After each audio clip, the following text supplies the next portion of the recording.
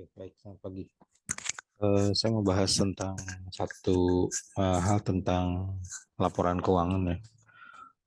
Tentang laporan keuangan, coba saya kasih lihat ya. Jadi dalam perancangan perusahaan, kita perlu membuat satu laporan keuangan yang kita jadikan sarana untuk mempresentasikan apa yang menjadi rencana kita ke depannya. Nah, jadi dalam perencanaan perusahaan penting banget kita paham bahwa keuangan itu adalah yang menjadi darah bagi perusahaan untuk bisa bergerak. Nah, ini menjadi motor penggeraknya juga. Jadi kita perlu paham juga struktur dari pelaporan keuangan. Nah, ini video ini sebagai pembuka aja untuk kalian mempelajari apa yang menjadi persyaratan-persyaratan ketika melaporan keuangan.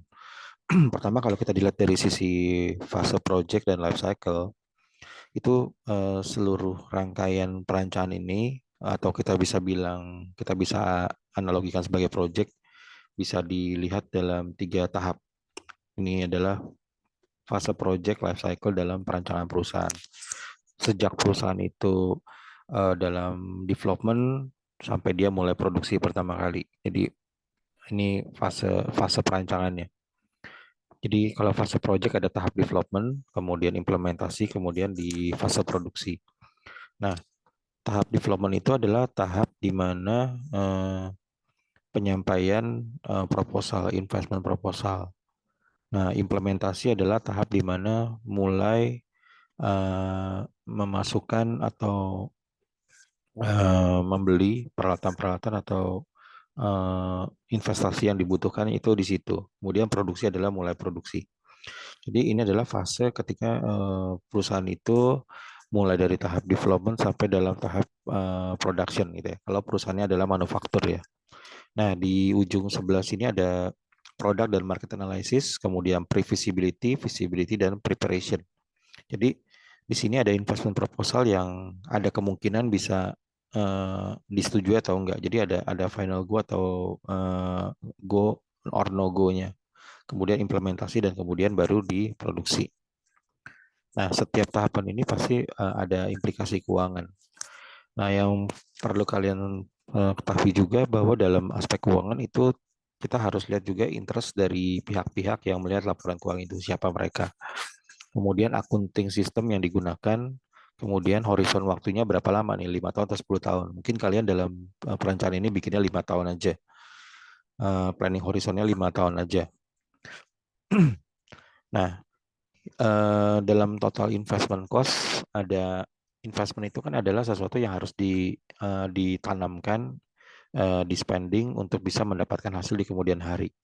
Itu ada beberapa jenis investment. Pertama adalah fixed investment, itu building, mesin dan sebagainya. Jadi yang sifatnya fix ya, fix aset gitu ya.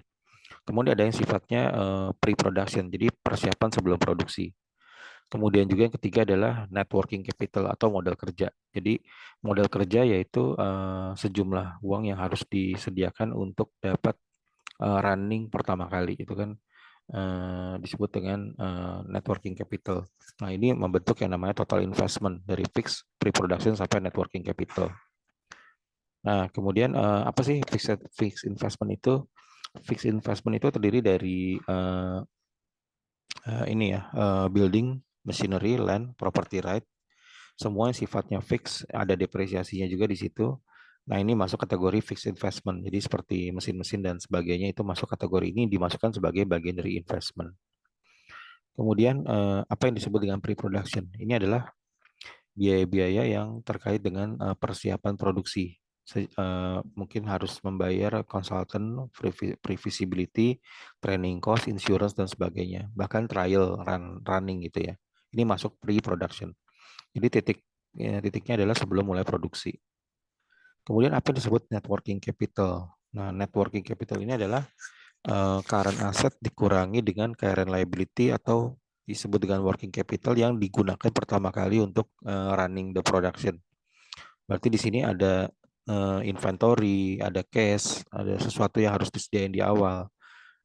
Jadi memang harus disediakan sebagai bagian dari investment di sini. Nah, untuk financial projection nantinya kita eh, ada ada komponen-komponennya ya. Pertama untuk sales projectionnya, kemudian untuk operation cost-nya. Nah ini juga untuk total investment-nya. Jadi komponen-komponennya harus ada target-target penjualan kalian buat dalam 5 tahun. Kemudian proyeksikan juga operating cost yang mungkin terjadi di sana dan juga total investment selama 5 tahun tersebut. Maka di sini kita akan membuat laporan cash flow sama laporan income statement di dalam tugas ini. Kemudian kalian mengevaluasi kelayakan atau bagaimana proyeksi ini bisa membuat interest dari pemilik modal atau bosnya atau direkturnya, mereka bisa menyetujui atau mereka bisa memberikan penilaian. Jadi di dalam laporan kita cuma perlu dua aja yang di sini, cash flow sama income statement.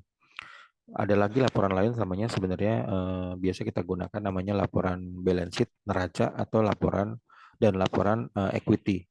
Tapi di dalam tugas ini di kuliah ini kita nggak gunakan karena kita cuma punya dua laporan. Jadi kalian perlu menyajikan laporan projected 5 tahun untuk cash flow, arus kas, dan income statement. Jadi bedanya apa sih arus kas sama income statement? Nah, kalau arus kas itu murni hanya uang cash masuk atau uang cash keluar. Jadi nggak ada yang namanya pengeluaran atau pemasukan yang sifatnya non cash. Jadi hanya memproyeksikan uang masuk dan uang keluar. Tapi kalau yang income statement itu intinya adalah profit and loss. Jadi kita menyajikan apakah perusahaan ini performance-nya ada profit atau loss dari tahun yang kalian proyeksikan. Jadi ini dua laporan yang berbeda. Yang satu sifatnya cash basis, yang satu sifatnya adalah bisa terjadi non cash di situ ya, di income statement. Contohnya apa ya non cash? Non cash contohnya adalah depresiasi. Depresiasi sifatnya non cash karena dia tidak ada cash yang keluar, tetapi merupakan catatan. Nah, mungkin itu yang menjadi tugas 5 tahun aja bikin proyeksi. Coba dihitung pendapatannya tahun pertama, kedua, ketiga, keempat, kelima seperti apa. Terus kemudian bagaimana pengeluaran-pengeluarannya selama 5 tahun, investmentnya apa aja. Nah, setelah itu nanti bisa dibikin evaluasi baik dengan ROI, return investment, atau dengan apa namanya net present value analysis. Nah, kalian bisa buat laporannya, tapi yang pertama harus dibuat adalah proyeksi pendapatan dan pengeluaran-pengeluaran selama 5 tahun ke depan. Nah, mungkin itu aja sebagai catatan dulu ya. Nanti kita lanjut di video berikutnya dan pembelajaran berikutnya.